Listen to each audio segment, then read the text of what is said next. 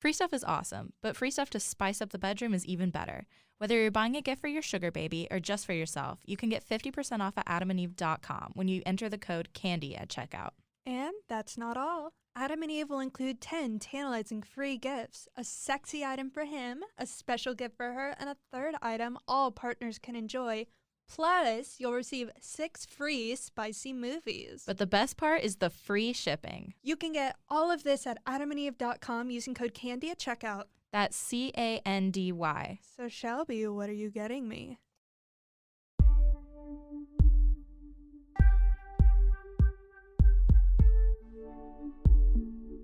Candy Girl Podcast. Fuck me, daddy. Hey guys, welcome to another episode of Candy Girl. I'm your host, Shelby. And I'm your co-host, Emily. And today our guest is Gwen Adora, and we are so excited to do this interview with her. So do you want to introduce yourself, Gwen? Sure. Oh my gosh. Thank you for having me. I am so excited to be here. My name is Gwen Adora. I am a role-play clip artist, adult content creator, influencer type of person. Yeah, that's me. So how did you get into sex work? So I originally started sex blogging before I started doing sex work. So I when I was in university, I was like, I want free sex toys. So I started a sex blog, which kind of like evolved into like a personal like sexuality journey for me. Like that's kind of like through writing and whatnot, like I discovered that like I was queer and like discovered like that I was like into like non-monogamous stuff sometimes, into like group sex. Like it was kind of like a catapult for a lot of my sexuality. So I started there, and then I was like traveling in the States. I live in Canada, so I was traveling with a partner of mine at the time, and obviously I wasn't working. It was like a backpacking type of thing, and I was like, I need like another way to make money right now. And I was in LA, and I was had met up with a couple other sex bloggers, and they were funding their blog with like a Patreon, because that was at the time, it was like 2017 when Patreons were very, very popular for sex workers to be on. So I looked at their model of doing things, which was kind of like, sell like the pictures for the feed pictures, then sell Snapchat or whatnot. So I was like, I should do this. And then I did it. And at the time that was under my blog branding. And then I decided kind of like that was during the summer of 2017. I decided in the January 2018, I was like, I'm going to start like a brand for my sex work and not just do it like underneath like my blogging brand. So that's how I came up with Gwen Adora. And then it just kind of went from there. Oh, that's amazing. Thank you. What was that moment of clarity like when you realized that you don't just like monogamous sex with a man within marriage, you never out of wedlock, like? I guess it was more like more stepping stones than anything. I think like one of the like pivotal moments in that journey for me was when I was having this, like I was very, very horny when I was in university. I'm less horny now. I'm still horny, but just like I was like very, very horny. And I was like, I'm masturbating to like a ton of like threesome porn. And I was like, oh shit, like, and I think at that time I had realized I was definitely like queer in some aspects, but I was like, I hadn't really done anything with like women or like anyone other than cis men. So I was like, I was really intrigued by the idea of having like a like girl guy threesome, and I was masturbating to that idea a ton. So I was like, I should, I should go out and try to make this happen. So that's like a good, I guess for me at least, I know that's like not for everybody in terms of like a segue into finding out your queerness. But I decided to go to a sex club that's like local to Toronto, which is like called Oasis Aqua Lounge. And it's like this infamous, like a lot of people, if you know about sex clubs, you'll know the one in Toronto. Like it's like a pretty famous one because it has like a pool like outside that's heated. It's got like a hot tub and a sauna, and then like upstairs there's like different rooms you could go in, and like it's like very like it's in more in the like the higher end of sex clubs and stuff. So it's kind of it's fun. So I decided to go there, and I ended up having like 2 threesomes in one night, like fisting someone. So yeah, it was like that was kind of I would say like the time and where like I was like, oh, I'm into like other things. That's so cool. So you had to have 2 threesomes before you realized you were queer.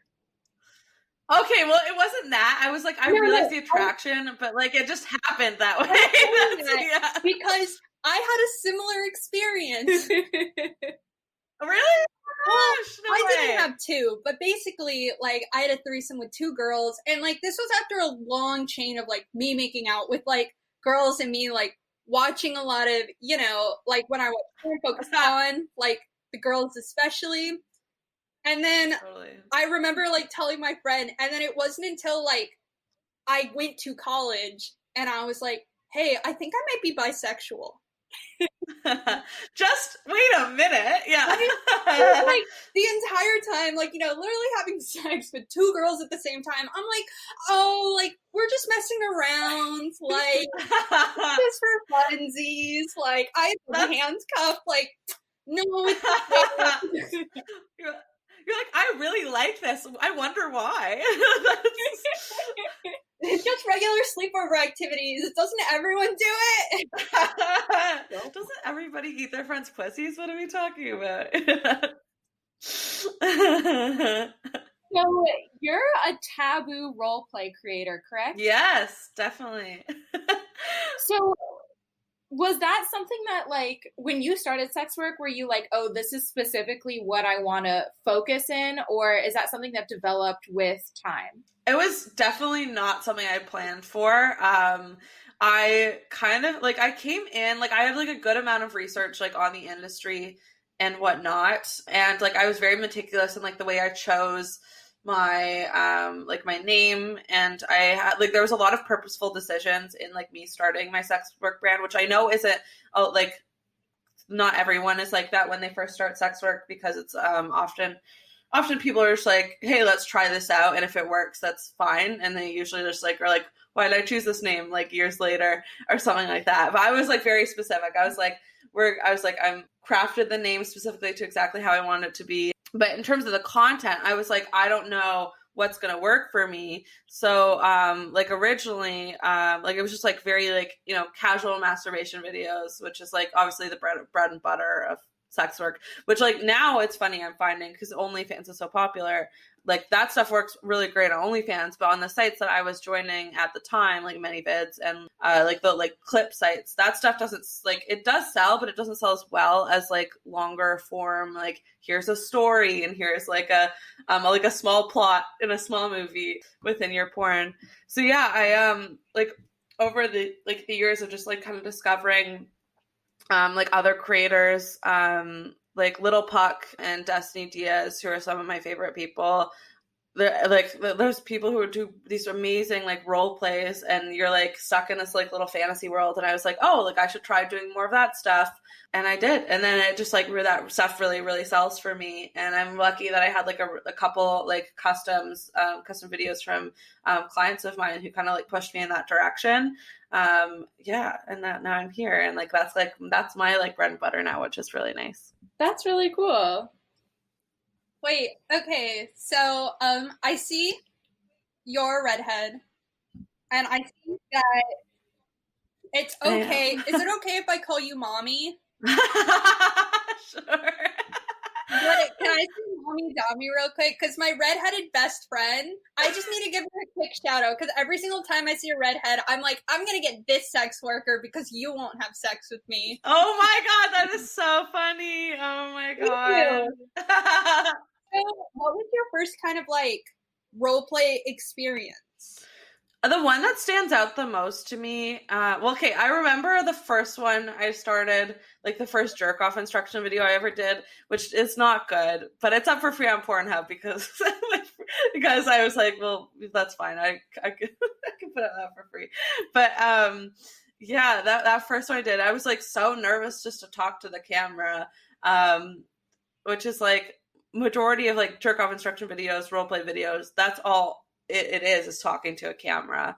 And the majority, like for my videos, a good chunk of the video is me not even doing anything like sexy, or even like anything like there's no like dildo around. It's just me talking, and like it's a lot of it is like the dirty talk and the role play aspect to it and the story creation. But yeah, the first one I did, I was so nervous. I was like, because it felt weird to like not talk to somebody, but just talk to your camera by yourself in your room. You're like, okay. Like you feel embarrassed for whatever reason, like someone else is watching you do it. But then, yeah, over time I got comfortable. And that first one was like I think it was like a girlfriend jerk off instruction video where I think I like come back from the bar, but I don't want to have sex, but I give an instruction to like the boyfriend or whatever instead. But that one wasn't very good. So I definitely was like, can you give me those instructions real quick? I just need them for future reference. Oh yeah. You just touch your dick like this. You squeeze it really, really hard on the shaft, and you move up to the head, and of course you can't forget the balls. I want help with my dirty talk. One thing, and this is slightly off topic, one thing my boyfriend and I are really bad about is like when we were like together, we're long distance, we're closing the gap, but when we were together, one of us, like we'd start initiating sex and then one of us would just totally ruin it. So like when I say ruin it, like one time he took he had my shirt off and then he figured out the front clasp of my bra and then was like, let's go. And I was like, I can't let you do me.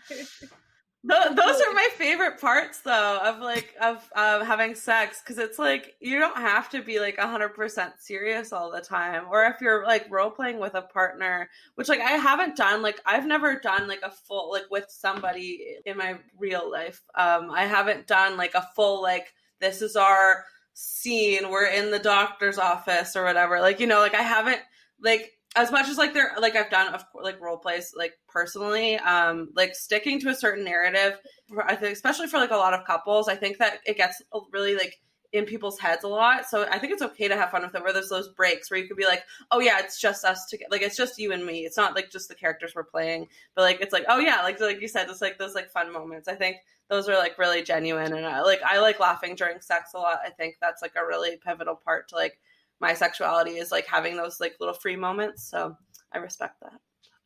Yeah, that's so wholesome. Yeah, Shelby, if you ever envisioned my sex life, Zach and I do talk about memes during sex. Yeah, that's the best. That's the best shit to me.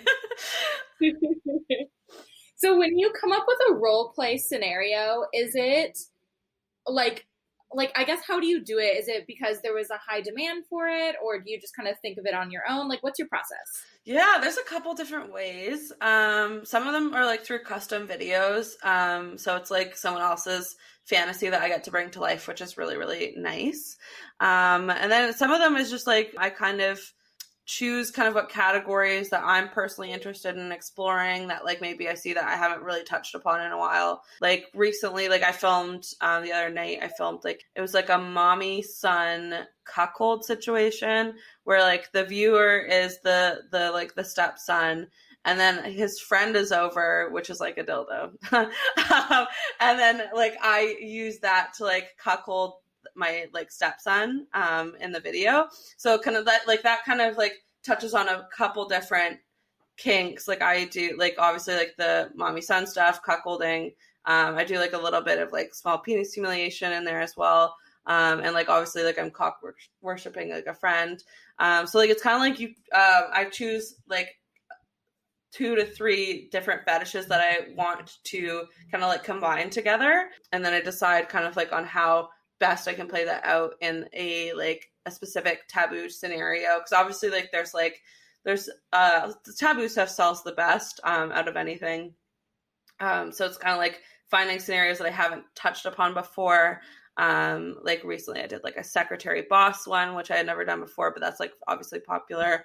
So yeah, it's kind of like combined, like it's like taking like elements of stuff that I'm like, oh, I haven't done that, or like I'm interested in this and this is selling well, and then like putting it together. That's really cool. Wait, so what are some of your best small dick roasts? Roasts? Like, I don't not like roast, but like, what do you say that like, you know, is really humiliating that I could use as a roast to my friend later? Oh, okay. Well, the thing is, the majority of my small dick stuff and the majority of my humiliation is like very sensual. I am definitely like not like a mean dom. I am like a very like, again, sensual. It's like sensual, mommy dom. Where I'm just like, oh my gosh, honey, look at your dick is so small. It's okay though. It's fine. You're definitely not gonna be able to compete with the other boys, but it's okay. that's kind of the vibe that I put out. It's kind of like condescending mother, yeah. That's so weird. That's exactly how my mom talks to me. Oh my god. Oops, I'm sorry if I brought up that. Obviously, my dick's not small. For the record, huge. Just for the record. For the record. So I guess like one thing we were talking about, like kind of laughing, and I'm not sure, but how are the videos like done? Have you ever like been shooting like one of these taboo things and just said something and just cracked yourself up? Like, how serious do you stay doing this? Oh, definitely. No, there's times where like, and a lot of it, I think that which adds my like sensual mommy dom stuff is I really like to have, it's kind of like, I've got like I would say a wicked dom type of vibe. So it's kind of like, I like to snicker and like laugh like at the viewer in a certain sense. And there's definitely times where like I say something and I'm like, that sounds like the dumbest thing I've ever said. But like, and then I just like, for me, all of my videos are improv. So I just like, you know, if I say something that doesn't make any sense at all, I'm like, oh, we'll cut it out. And just like, I keep going off of that. I take a moment and I like reevaluate what I'm saying. And then I just go from there. Like there was one time I was filming with Jessica Starling, who is another like Canadian content creator. She's amazing. And her and I were filming together. And I think we were filming, it was like a big tit fin dom situation. And I was like, we were like obviously like touching our tits and we were like, oh yeah, like give us that money or whatever. And I was like, yeah, worship our big old tits or something like that. But the way I said it was like big old, like it was like it was like that doesn't sound big old titties. Big old titties. I was like, that doesn't sound like sexy when you draw it out at all, or like even if you just say it. I was like, why did we burst out laughing? And we had like 5 minutes of us just cackling, and we just like had to like reevaluate and then keep going. Aww. I feel like acknowledging when something silly like that happens makes the tension go away so much quicker than like when you both try to ignore it. Oh, exactly. Yeah, exactly. Did you see what before like, or I guess at the beginning of the interviews, I look at the interview, like the person we're interviewing, and I'm like, hey, do you have any questions for like this type of sex worker? So for you specifically, I hope this is okay. I said, okay. You do big mommy milky GF stuff. I love that description. We've kind of categorized GFs into like different categories. So like one that my friend is seeking out is a big titty goth GF, but yeah. You would be put in the category of big milky mommy GF. I love that. We love it too. And I asked them if they had any questions. And do you have any advice for all the young simps out there? Are you familiar with the term simp? Oh, yeah. Oh, of course I'm familiar with the term simp. You can't not be in this industry. Any advice for the young simps out there? In relation to liking milky mommy. Yeah. I don't know what he wanted out of this question, but I'm just here to deliver. I'm gonna be honest. Yeah, I don't know. Always pay for your porn, I guess. Yeah, that's maybe like for the guys who, or the gals or other people who like think that they're totally dominant folks and are like secretly simping for somebody, you can simp harder. That's like there you can simp harder. If you feel like you're simping, you can go even deeper into that and let the person you're simping for take you in deeper. Yes. Simp harder. I literally texted him that. One point that you brought up. So some of my friends, or I guess one of my friends is like, wow, Emily, you managed to make porn a social issue, because I gave a very, very good explanation of why you should pay for your porn instead of looking up on Pornhub. And because you mentioned earlier in this interview that you have a video uploaded on Pornhub, and you obviously have like other platforms. Could you maybe like firsthand describe the difference of like getting your content or profiting off your content when you upload it on Pornhub versus OnlyFans? Yeah, sure.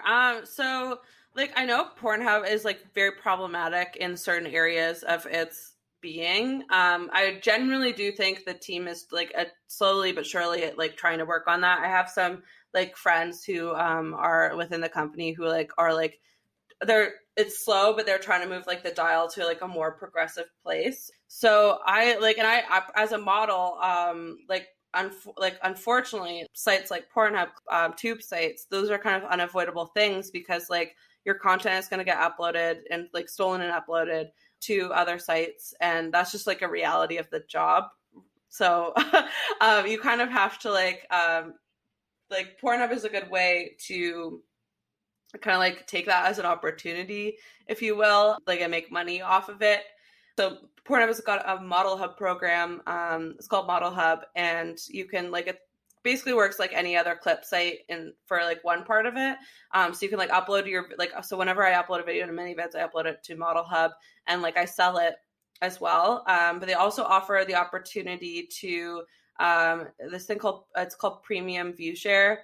And you can like check it off if you're uploading it. So it's safe for me. Like a lot of my videos are under Premium View Share. So that means like premium accounts, so people who are paying like monthly subscriptions to Pornhub Premium, they can see like my videos that I'm posting rather than just like the free ones on my profile.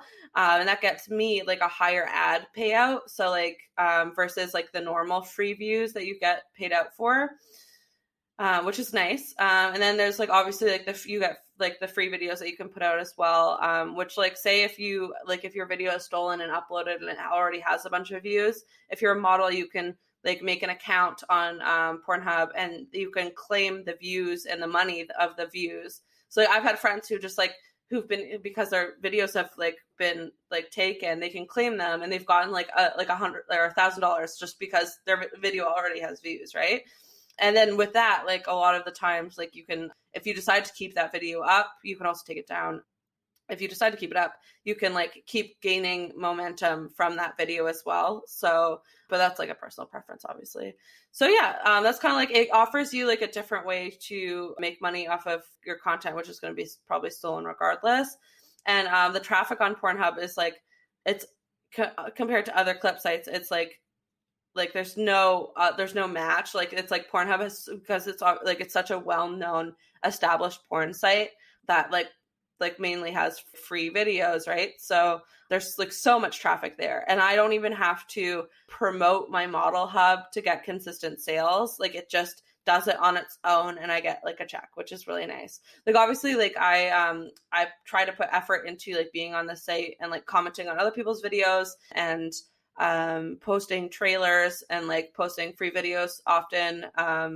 Like what I usually do it like every like 1,000 subscribers that I get, I post a free video, which is usually like my older stuff that isn't selling anyway. So it's like might as well use it and like put it in like a new space where it can like make money off of it, right? So yeah, that's kind of like what Pornhub and Model Hub is. If anyone who's listening to this who is a sex worker and has questions about it, feel free to ask me. I do have like a full document that I like wrote up on all my tips and tricks. So if you like use my affiliate link, I will totally give that to you. And then in comparison to other sites, like ManyVids is like good, and same with like Clips for Sale, and like there's like AP Clips and a couple other ones, which like you just like upload your like upload your video to sell. But I think like it's like a completely different kind of like audience that you are working with. So yeah, that's kind of the difference between those two. Interesting. So I went to your website before we did the interview because I like to have a little bit of background on our guests before we have them on.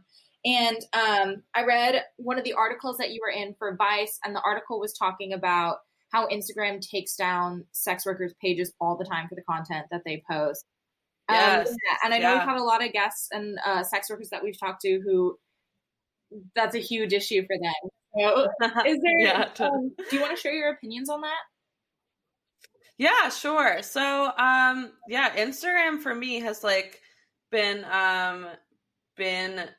targeting me since for a long time. Like I remember when I first was like, oh, I should, like, even before I had my sex blog, I was like, I should start like a body positive Instagram account. And like literally I posted, like I signed up, I posted one picture and the account was taken down. Like that's like how like, and like they're also like on top of not liking like sex workers, they're also very fat phobic. And like as like a fat woman, like they see like in their whatever fucking algorithm, they see like people who have like less clothes and more skin immediately, which like if like you're a fat person, you've got more skin anyway, then they definitely like use that as like a way to like wipe out accounts. Because like obviously I had no following at the time, there was like no way for me to like even get like a warning on it, because it's like it would just look like a spam bot trying to post porn or something, even though like the first picture I posted wasn't even that like scandalous or anything. So yeah, that happened. And then I was like, oh shit, never mind. I'm not going to start a body positive Instagram account. And then a while later when I started my blog, I was like, oh, I should start like a blog Instagram account, which was, I got like probably at the time, it was like a lot for me at the time, which was like, I think like I got up to like 14K followers. And like, I was like so proud of that. Cause like I've worked really hard on like growing and like engaging with people to get up to that point. Like I was like working slowly at it, like very like in a purposeful way, not just like relying on like it naturally to grow.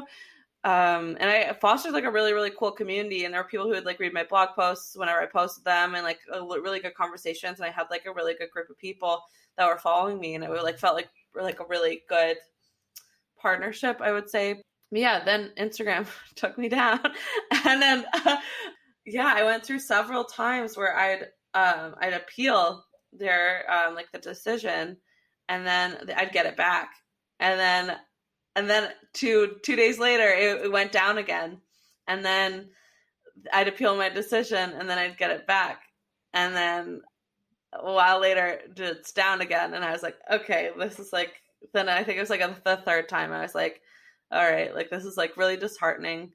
And I was kind of at the time not even like really blogging that much. Like that's when I was transitioning out of blogging and into sex work mainly. So I was like, okay, this isn't where I want to put my energy right now to trying to keep this alive, because clearly it's not working. So yeah, I just like stopped that. And I had like, I was very hesitant to start like my Gwen one, and I started a Gwen one and that got taken down. And then I started another one, which is luckily very, like, I'm gonna knock on wood, still up, still growing, surpassed the original my original like big accounts following, so I'm happy about that. So I'm trying to keep that one alive. Yes. Plus yeah. But a lot of that like with like internet censorship, a lot of that kind of like, I mean, it was definitely there beforehand, but SESTA FOSTA, which was like this like bill in the States, it affects how companies are putting out or allowing content on their sites under the guise of like trying to like stop sex trafficking. So yeah, that bill there's like a double bill that was put in place, and that definitely changed how companies decided what's like cool for their platforms. That's definitely why like Snapchat doesn't allow you to post certain links anymore. And yeah, Instagram is very like they're owned by Facebook too, so it's like they're very like with things, they're very particular. Yeah, so that kind of like affected definitely a lot of how sex workers work online. Yeah, I was gonna follow that up with, and you touched on it earlier, that you get targeted more as a fat woman, and I I know a lot of Mhm. fat women feel like they get sexualized way more than skinny women because of, yeah. And so Totally. I was going to ask, first of all, yeah, if you felt like you got targeted more, which you already answered. But then second of all, do you feel like you're fetishized in a different way than skinny women are?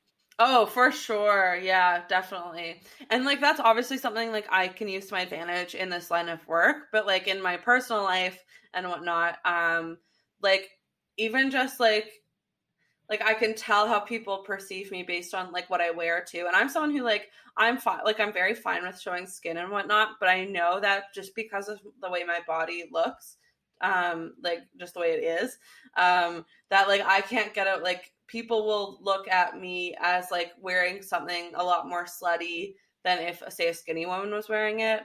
Like specifically like say like biker shorts and a cropped sports bra, like that's gonna look different on me like than it does. Yes, it does look different, but it's like people, because they I guess see more body fat, that they're like, oh, this is like you're being a like more you're being more vulgar in terms of like what your dress choices are, because that stuff, like being fat is not seen as like a desirable like way to look. So yeah, definitely like just existing it's like just like that all the time. And in the way also with like dating as well, the way men approach fat women is very different than the way they approach skinny women. And I've kind of like had like I've experienced that like in all of my adult life. It's just that there's such a different like approach with like how people want to date us or don't want to date us. A lot of like the time it's kind of like people are like they're very fine to fuck us but definitely not fine to date us. And I found that in like so many goddamn instances of relationships that I've had with like friends with benefits and whatnot, which is like really disheartening. And I'm someone who like in my like my deepest fear is that like I'll never be loved, and that's definitely something that stems from like childhood stuff, but like it's even more perpetuated in like the relationships that I've had with men who've dated me. And I know definitely in some form of that like has to deal with my body, which is exhausting, because it's like as much as I can like try to not find people who are going to be shitty to me, it's like that tends to just happen. So yeah, it's kind of hard to avoid. Yeah. Well, good/bad news. Doesn't matter what your weight is, gender, ethnicity, anything, you're always gonna have fake friends. True. That wasn't the point, but so okay.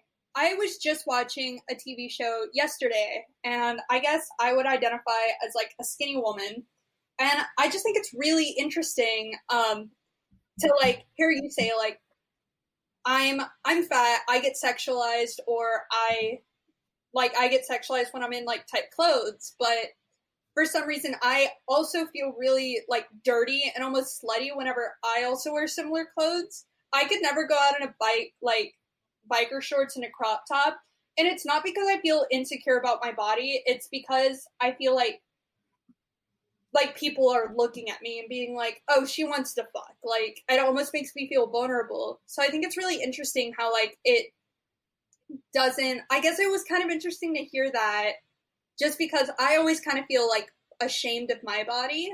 And so I'm starting to just think that everybody should just, everybody should just wear whatever the fuck they want.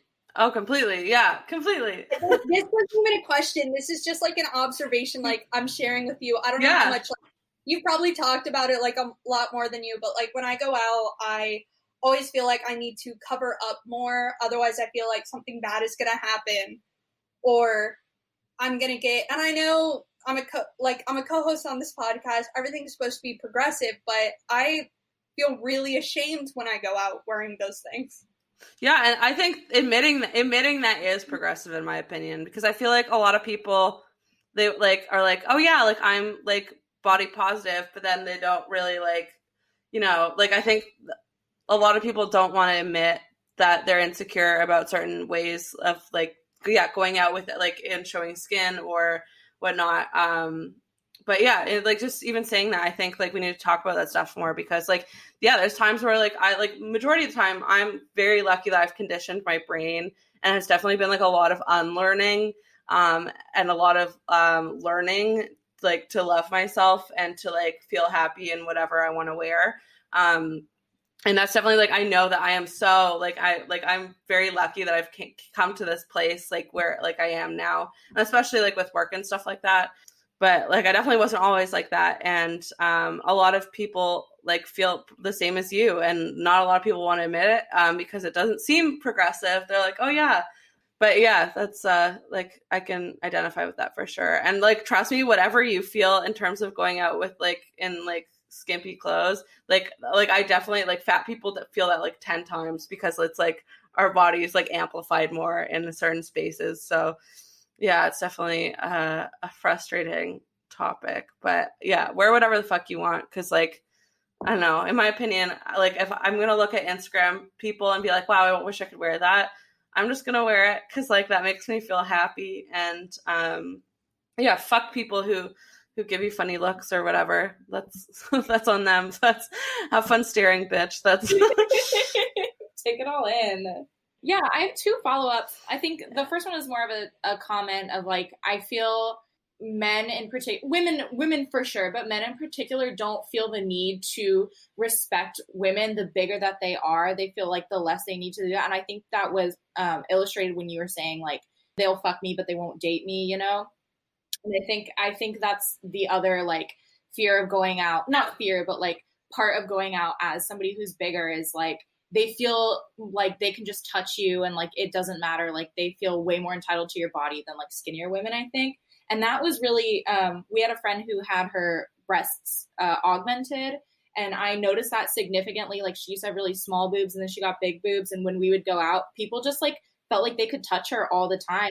Oh, they just felt this, and it was women too, but like mostly men would just like grab her, and it was like, what this never happened, you know, when she had smaller breasts. So I think yeah, there's a part of that where like people just feel entitled to your body when parts of you are bigger, you know.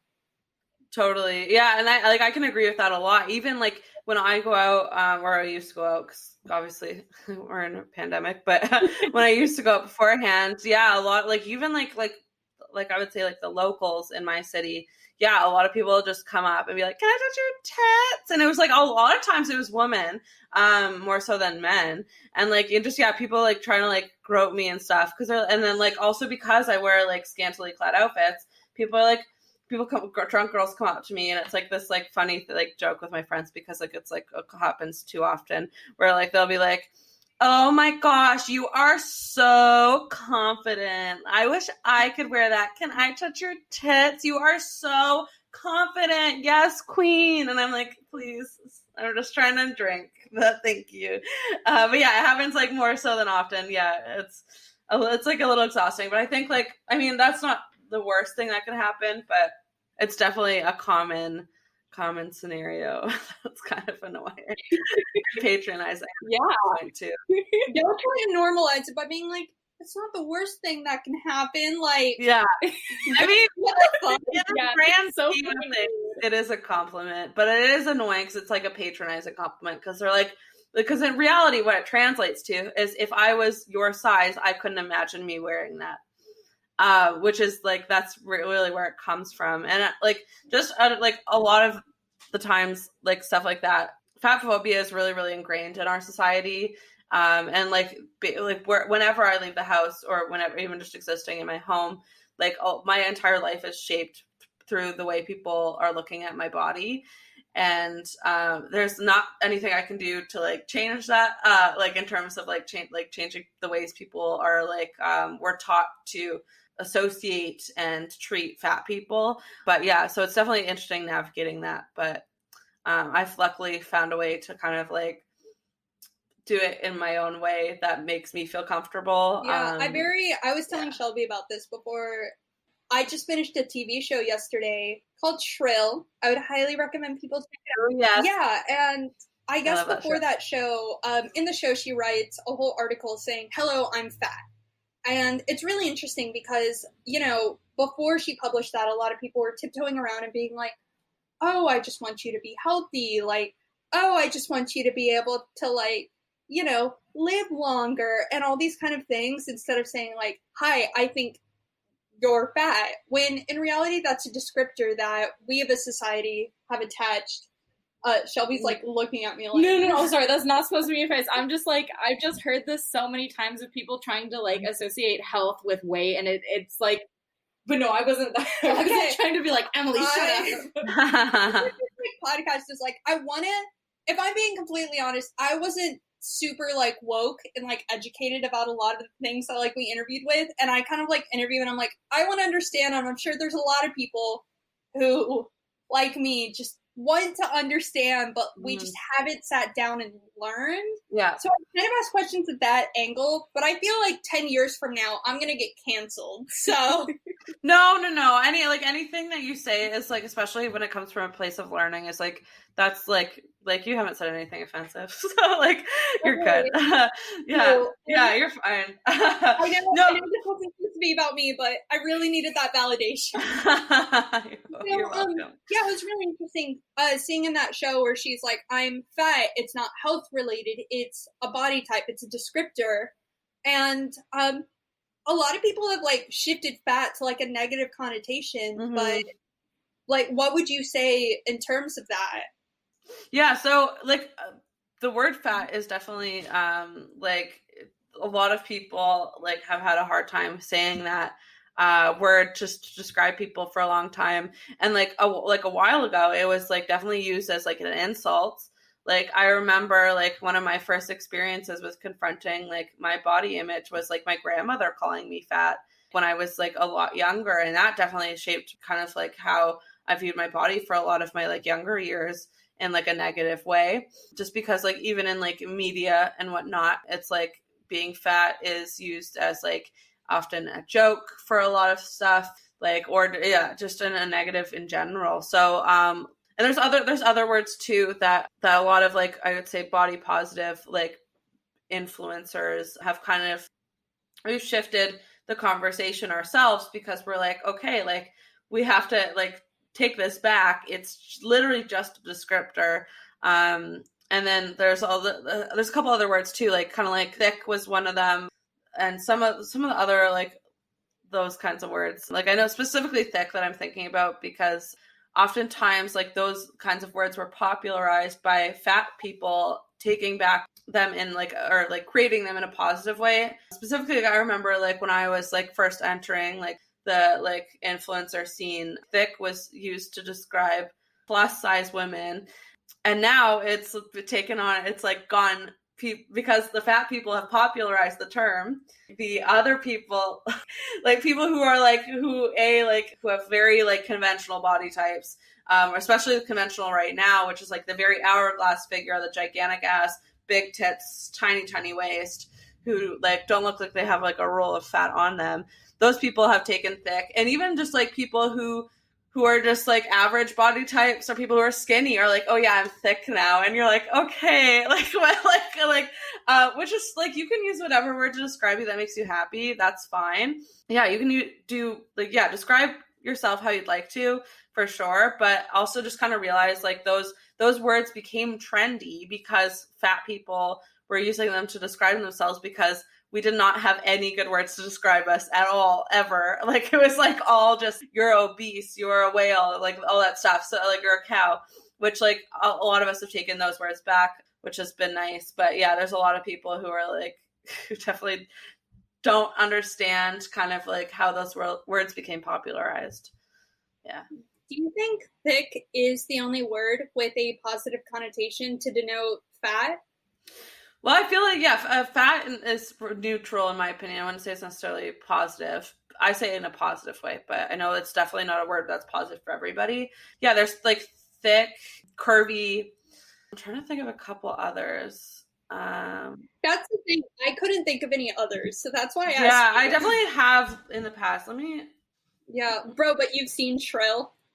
Yes. Oh, yeah, I have literally like the book that it was based off of right here. It's such a good book too. Oh, amazing! I didn't know it was a book, but yeah, I don't know how to read. So it's a memoir, and it's really it's like such a good read if you kind of want to like see someone's experience as a fat person, like before like like in just like such an intimate way. I think it's a really good book. I'd recommend it to everybody, especially if you like the show. Okay, other words, I would say BBW in itself. I know there's been like a lot of conversations in the community of kind of like who can identify as a BBW, which stands for Big Beautiful Woman, and it's a porn term mainly. But a lot of people have used it as just like a way of describing their bodies, and that's kind of like that also has an interesting, with going back to like the fetishization of fat people. Like I remember even before I was on porn, like when I was first going on dating sites, like I'd have men being like, oh my god, like you're such a good BBW, and BBW is a porn term, so it's like it's interesting how like that, like that's very connected in that sense of kind of like literally like people are literally fetishizing us and comparing us to porn bodies, you know, which that's definitely an interesting point. But like mind connection, as you were saying, like I'm being described as BBW, I'm being described as a porn term, and then we were interviewing a Black sex worker a previous episode, and she was saying like people are saying like I'm ebony, but you would never call a Black person ebony in real life. Yeah. And I'm just starting to think like, are people just calling other people by porn terms? Why? Oh yeah, and like porn is very influential in the way we go about our society. Like it's like people don't like normal people don't realize that it's so influential in the way that we think about people and the way we kind of like go about, especially in relation to sexuality, how that stuff is connected with the way we view certain body types, certain races. It's all very interwoven, I would say. That's so interesting because it sounds like porn is an important part of your life and you should pay for it. Yeah, maybe if you watch better porn that you're paying for, then you won't be stuck with watching stereotypical porn that kind of like puts a negative light on certain people and certain types of people. Yeah, like maybe if you pay for your porn, you'll actually be able to talk to the content creator and learn the right terms and not be a dick. Yeah. Well, like I don't mind being called a BBW when I'm in a porn space, but if someone comes into like my personal life and tries to be like use that term, I'll be like, what are you doing? Like that's like just like okay.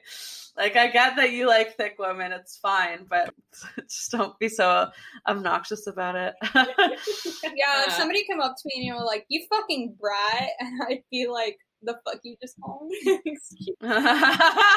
fuck you just called me? That's the like porn term I thought of that I could be most closely associated with. So right off the top there we of go. my head. There we go.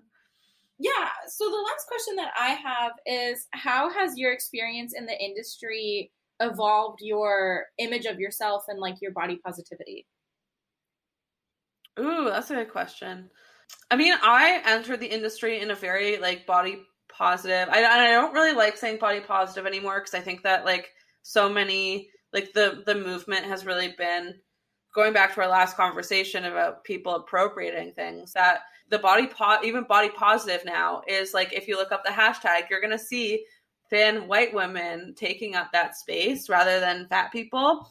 And body positivity as a concept was invented, but like started as a movement by Black women. And like over the years, it's slowly become more white and more thin, oddly enough, because now obviously like body positivity in general should apply to everybody. But because it became trendy over the years, just like words like thick and whatnot. Yeah, over like the skinnier people have also joined the movement, which they get no matter what.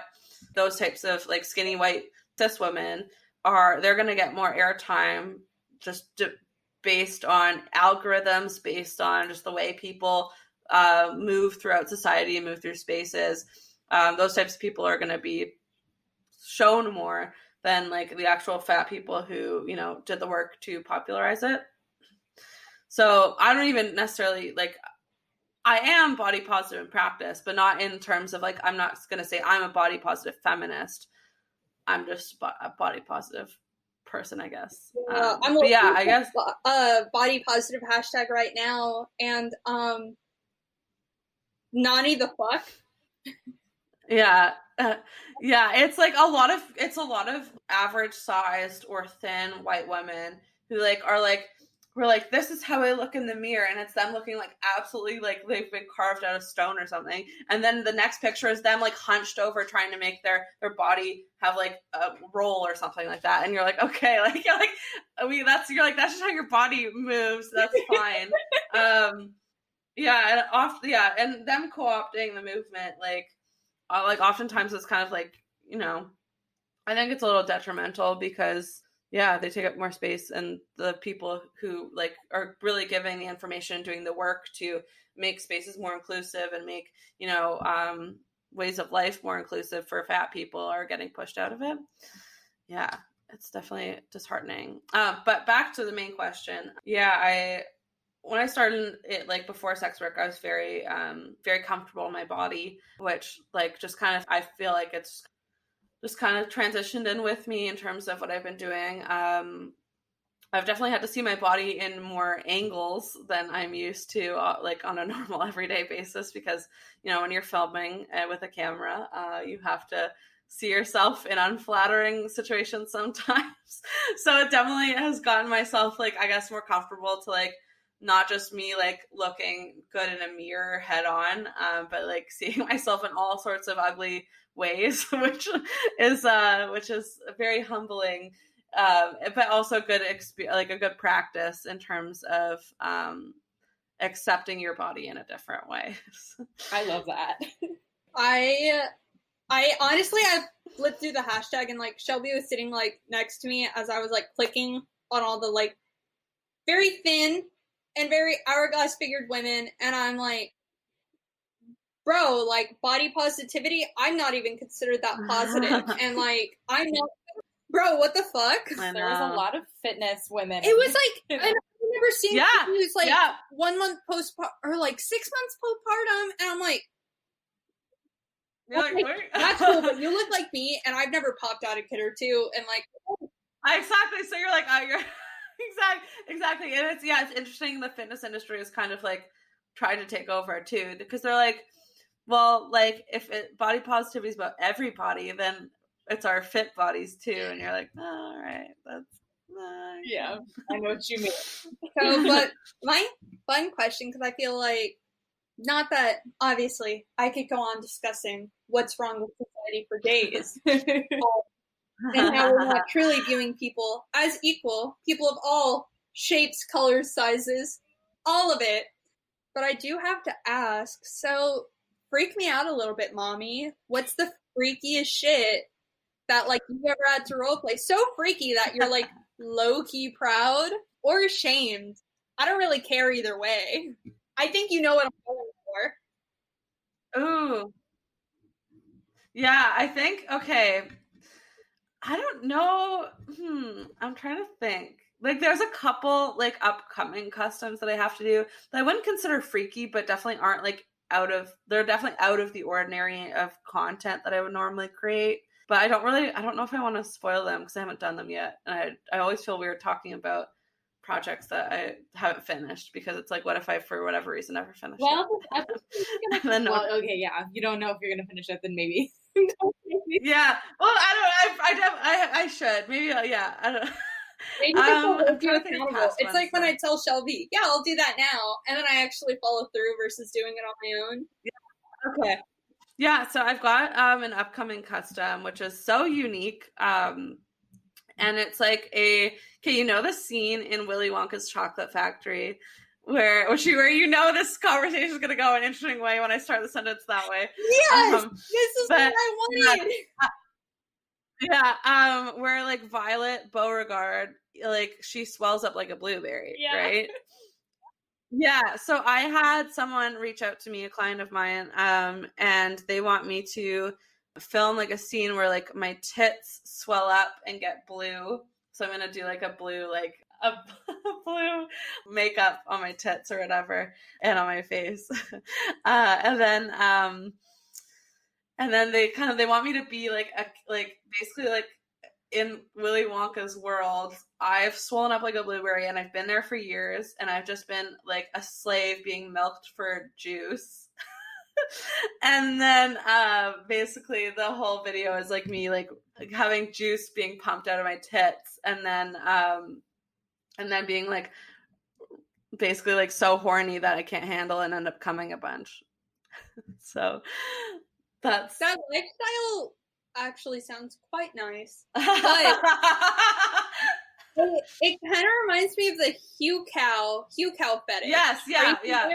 Oh okay. Yeah, I do a lot of Hucow stuff, and which actually like I started doing that a lot because taking cow is definitely was used as a negative term for fat people for a long time. Like, oh my god, she's a cow, or like I would be like mooed at like on the street or whatever. Like, yeah, oh yeah, like it's like fat phobia sucks.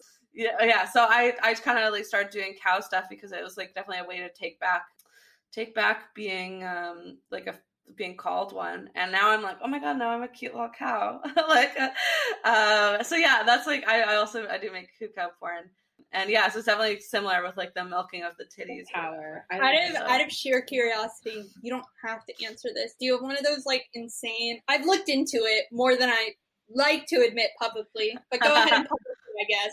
Have you looked into those like ridiculously like almost wooden milking stations? Like I've seen those things where it's like it's wood and there are two holes and you put your tits. You know what I'm talking about.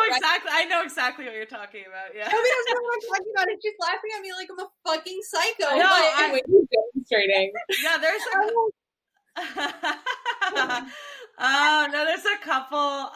there's a couple porn video like we're like more like pro fetish porn videos that have that milking station. I have like looked into it. I really want someone to like one of my fans, if anyone is listening, wants to like there's like goat milkers that like they're like which you can use on a cow too or a human, whatever you'd like to, but like actual like farm milking things, and they're like these big long like things to put on your nipple, and then they like go into like a bucket where the bucket would collect the milk. I think I really want one of those for filming. So, but I definitely a station like that is definitely like when I eventually have like my own place and have the means to do so, I definitely want like a setup where I could pull that out at any time to do a video of a more extreme stuff. Yeah, I would.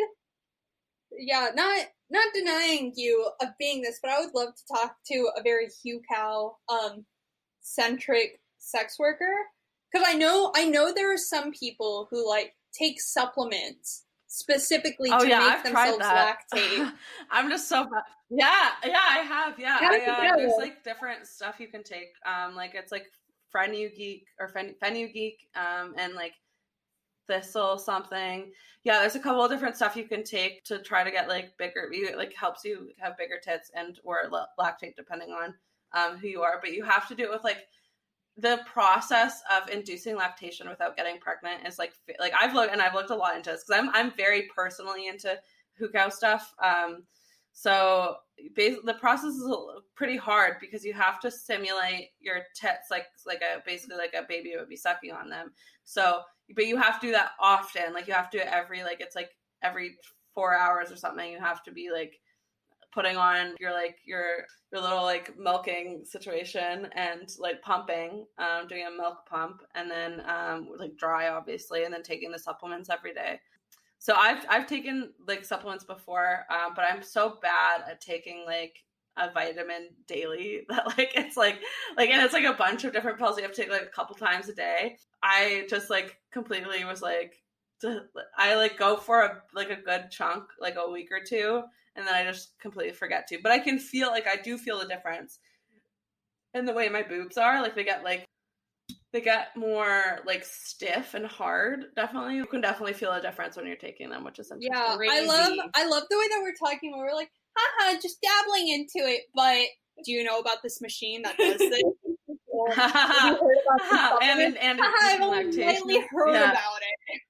Just lightly, just so lightly. Yeah, no, I love, like, I, like, often, my videos that I make are often, like, me being very dominant, but in my Hucow videos, that's when I got to be, like, really subby, which is very, very fun for me. I mean, So- like, obviously I haven't looked at all the Hucow porn before, but I don't think there's really a way to be, Obviously.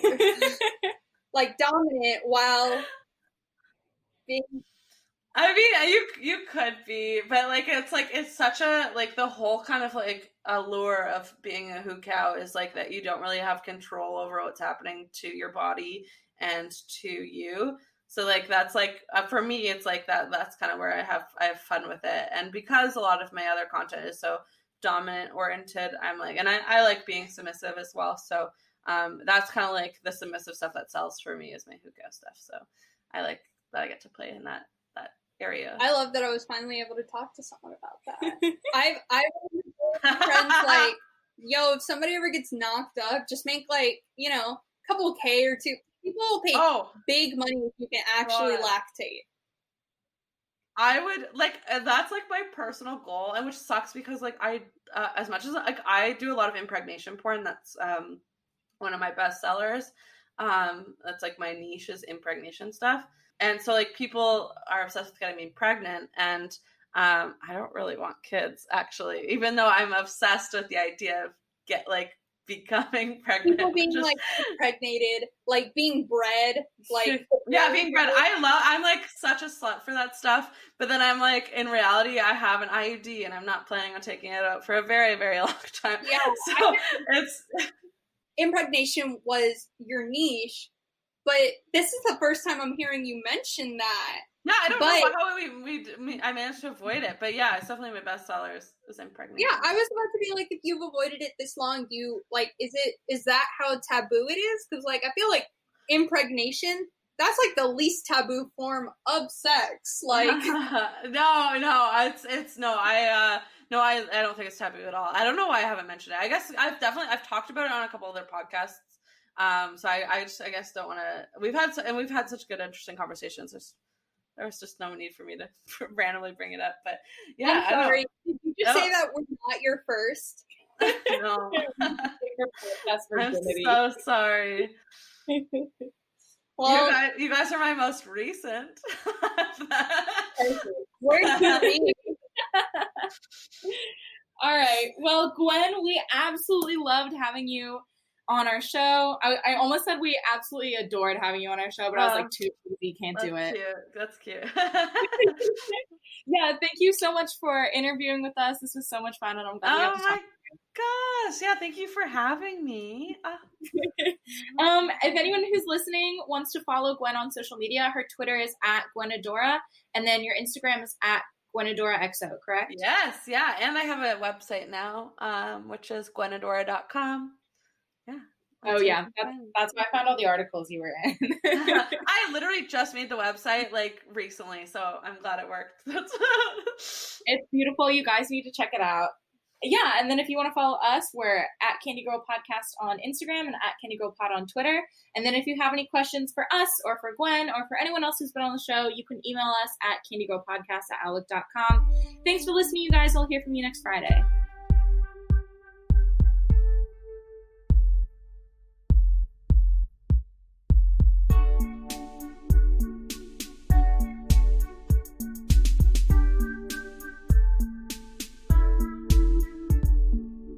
Candy